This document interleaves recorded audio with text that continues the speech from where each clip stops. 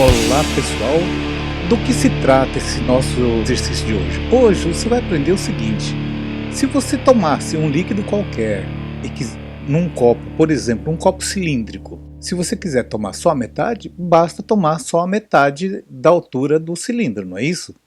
Mas e quando acontece um copo nesse formato de um cone invertido? Como é que você vai dividir no meio, por exemplo, como é o caso desse exercício, tá? Então fica comigo até o final que você vai aprender como é que você mede a altura, que altura você tem que tomar para tomar apenas a metade do líquido. Você vai se surpreender com o cálculo. Para quem não me conhece, meu nome é Ademar Oshiro, sou professor de matemática e física, engenheiro civil e pedagogo aqui no Japão, e maiores detalhes eu deixo aqui na descrição do vídeo, onde também comento outros detalhes sobre essa teoria aqui. De antemão, eu já peço também, se você achar esse assunto importante que vai lhe interessar, já deixa feita a tua inscrição, convide seus amigos, dê um like no vídeo e nos outros vídeos que você gostar, tá? E deixa também ativado o sininho para estar recebendo semanalmente novos vídeos, novas aulas. Beleza? Vamos então para a nossa aula de hoje. Vamos lá. Bem, como o enunciado é muito longo, eu vou resumir aqui para vocês do que se trata o exercício.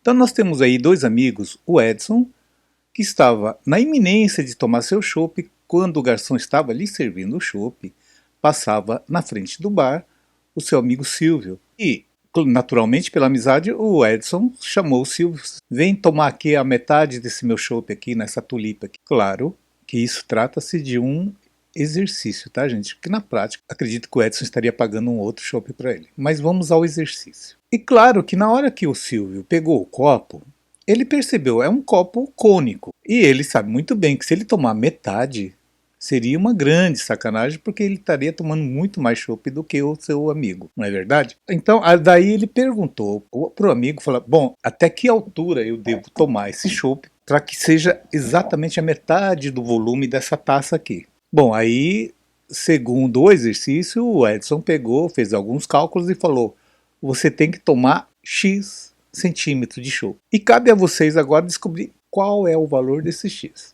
Entendeu? Vocês tentem resolver e confiram depois no final desse vídeo aqui. Agora, para quem não sabe ou quem quer aprender esse tipo de exercício, fique comigo agora que nós vamos fazer passo a passo. Beleza? Então vamos lá, olha só. Percebam, tá? A grande maioria dos alunos confunde um pouco esse tipo de exercício aqui e já querem ir jogando aquela formulinha sobre o tronco de volume. Não é o caso. Aqui não está pedindo o volume que foi tomado, e sim a proporção, no caso aqui metade. Tá? Então, quando se trata de proporção, vocês vão utilizar aqui um esqueminha que eu fiz aqui, ó. Esse aqui não faz parte do enunciado, então eu desenhei aqui um esquema prático para vocês entenderem como é que você vai fazer. Vamos pensar o seguinte: antes de pegar esse enunciado, vamos fazer um pequeno desenho aqui. Vamos pegar um cone em sua posição normal, né, que seria essa base aqui no piso. Vamos cortar esse cone aqui, nessa altura aqui, por exemplo. Tá, vamos chamar essa altura total do cone de H maiúsculo. E vamos chamar desse mini cone aqui que se formou agora, quando eu cortei, de altura de H minúsculo. Guardem bem essa relação. Quando você quer saber a proporção de volume, vocês concordam que esse mini cone aqui vai formar um volume, vou chamar de Vzinho, tá? V minúsculo, numa relação com o volume do cone inteiro, tá? Sem considerar esse pedacinho aqui, vamos considerar todo o cone. Vamos chamar esse volume do cone, isso daqui, de V maiúsculo. Essa relação então me permite dizer que é diretamente proporcional à razão entre as alturas, que seria Hzinho sobre Hzão. Observe que aqui, ó, como eu peguei o V minúsculo, que é o volume desse aqui, mini cone, e a alturinha, claro, desse mini cone também. É diretamente proporcional ao volume do cone inteiro, tá? Com essa altura dele inteira. Só que elevado ao cubo. Então, essa relação aqui é fundamental para a gente resolver essa questão aqui. Ok? Entenderam? Só que você viu que eu peguei esse cone, inverti e ficou isso aqui, ó. Então, na parte que eu chamei de mini cone, seria essa parte de baixo, tá? A base ficou aqui em cima. Então, eu vou aplicar essa teoria aqui. Então, vamos fazer o seguinte. Vamos chamar de... O volume que o Edson vai tomar seria essa parte aqui, ó. Essa parte de baixo, porque o Silvio vai tomar essa parte de cima, não é isso? Só que se eu inverter esse copo aqui, a parte de cima aqui, ó, a parte que o Edson tomou é o Vzinho, sobre o volume total. Agora, um detalhe, gente, em termos de proporção, o volume que sobrou para o Edson tomar, que seria esse Vzinho aqui, vamos chamar de uma unidade, sobre o volume total, a relação não seria 1:2? Já vou explicar. Você concorda que o volume total desse chopp, no caso, é igual ao dobro do tanto que o Silvio vai tomar aqui, nessa parte aqui? Tá? Então, por isso que eu falo 1:2, enquanto o Silvio toma uma parte do total de duas partes. Entenderam? É 1:2. Porque é metade, tá, gente? Quando se trata de metade, sempre vai ser 1:2 aqui. Bom, então, usando essa relação aqui em cima, eu posso dizer que o Vzinho sobre Vzão, então 1/2 é igual, agora tomem muito cuidado, essa parte do Hzinho, que seria esse bico aqui, né, onde está o vértice do cone, o vértice do cone não está aqui agora na ponta cabeça. Só explicando aqui, antes de fazer essa conta, que esse esquema mostra que ó, a altura total do copo, né, do cone da tulipa, é 20 centímetros. A altura que o Silvio vai tomar vai ser o X. Ora, se essa parte que é o X, o que sobrou não é o total menos o X, ou seja, 20 menos X, tá? Então, 20 menos X é o total que sobrou, que é metade, né, do volume que o Edson vai tomar. Então, no caso aqui, será 20 menos X, 20 menos X, sobre quanto? Sobre a altura total, que é 20, elevado a quanto? Elevado ao cubo.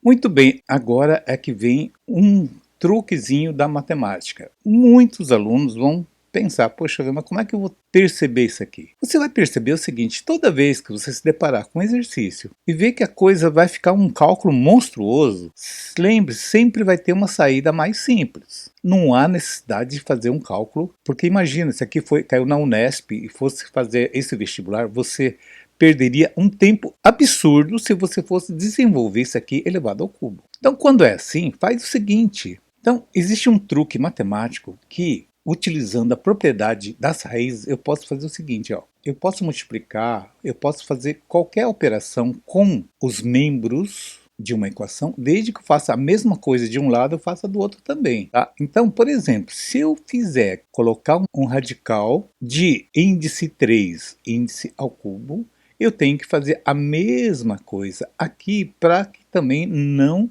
cometa aqui uma injustiça, ou seja, a igualdade tem que prevalecer. Então, o que eu fizer para um tem que fazer para outro também. Mas a propriedade da radiciação me diz o seguinte, então, quando o radicando está elevado a um expoente, cujo valor é o mesmo do índice, eu posso cortar esses dois, simplificar esses dois. Então, esse cara aqui vai ficar, simplesmente vai ficar 20 menos x sobre 20. Então, eu já resolvi essa paradinha aqui do primeiro termo. Mas agora ficou um negócio estranho aqui dentro, né, da raiz. Ficou raiz cúbica de meio. Agora vamos para uma outra propriedade da radiciação. Quando eu tenho uma fração no radicando sempre é o valor que fica embaixo do radical, que é esse símbolo aqui, tá? Quando eu tenho uma fração, eu posso desmembrar em duas frações. Eu posso fazer assim, ó. Mesma coisa aqui, raiz cúbica de 1 sobre raiz cúbica de 2. Olha que interessante, tá? Então, eu posso fazer isso aqui também. Bom, esse lado de cá, eu vou deixar ele quietinho aqui. Então, vai ficar 20 menos x sobre 20 é igual.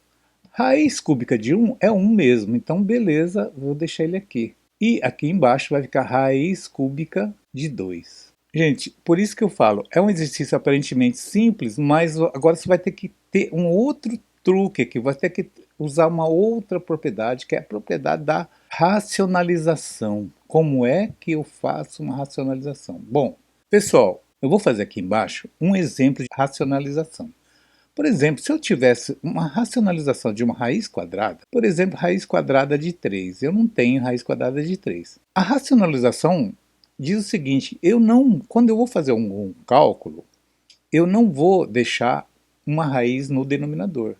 Então, para eu eliminar uma raiz no denominador, você vai multiplicar por uma outra raiz de forma que, quando eu multiplicar esses dois aqui, pela propriedade das raízes, eu posso multiplicar e transformar numa única raiz. Esse camarada aqui é a mesma coisa que raiz de 9. Mas só que se eu multiplicar aqui embaixo, eu tenho que multiplicar também em cima.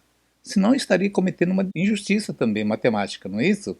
Então, tudo que eu fizer no numerador eu tenho que fazer no denominador para não alterar a fração. Então, quando eu faço isso, o que, que acontece? Eu multiplico, claro que não vou simplificar isso aqui com isso aqui, não volta ao que era antes. Então, se eu multiplicar esse cara aqui, vai dar raiz de 9, cujo numerador é 1 vezes raiz de 3. Então, vai ficar raiz de 3.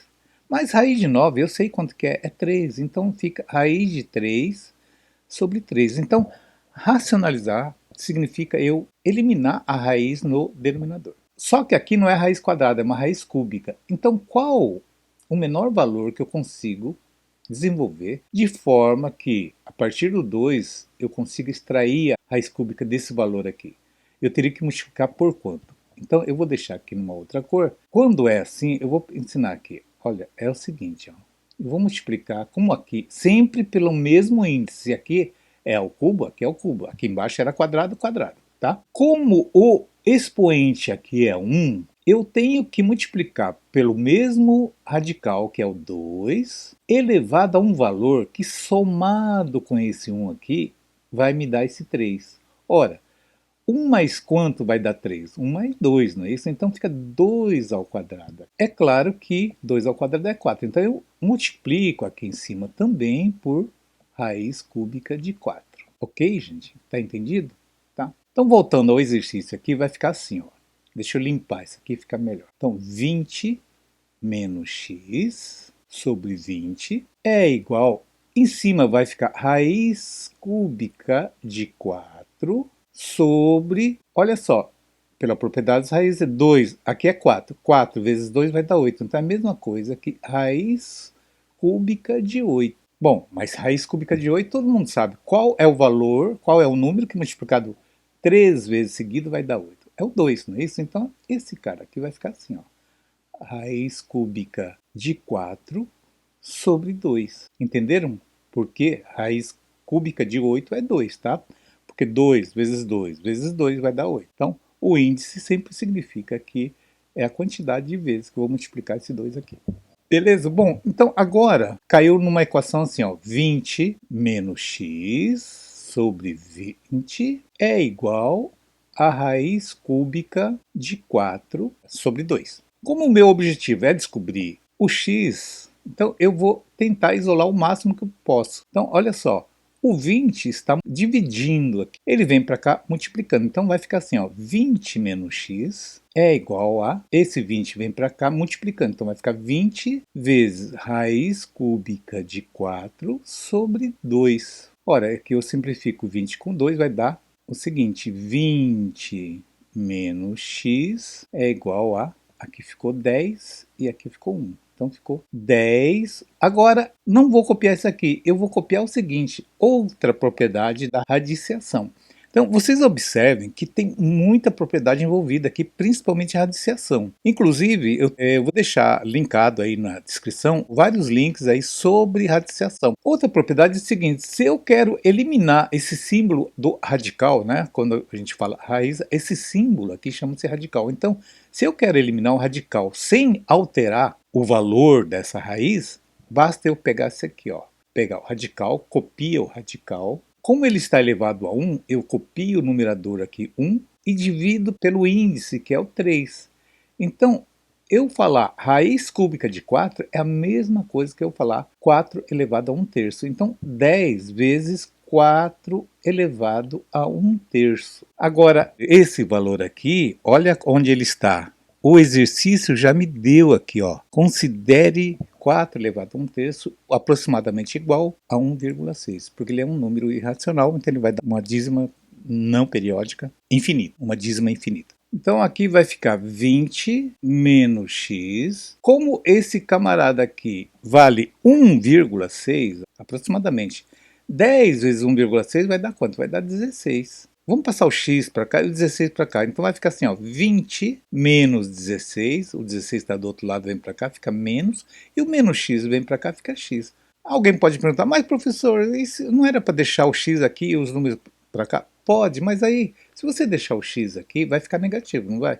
Depois você vai ter que multiplicar todo mundo por menos 1 para poder dar positivo. Então, ao invés de fazer isso, passa o x para lá e 16 para cá. É a mesma coisa, tá?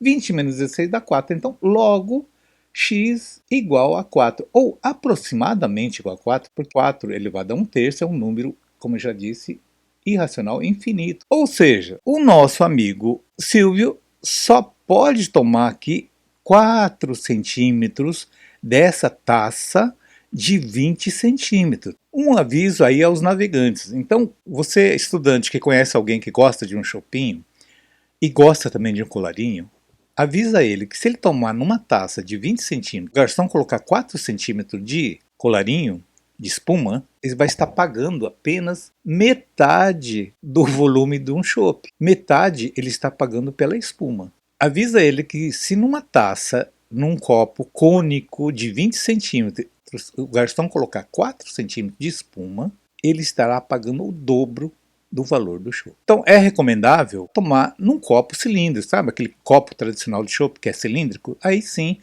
o valor será proporcional ao valor da espuma. Ok, gente? Bom, caso alguém tenha ficado com alguma dúvida, me escrevam aí nos comentários ou escreva em inbox, como muita gente está escrevendo, e eu fico aqui à disposição para tirar qualquer dúvida, ok?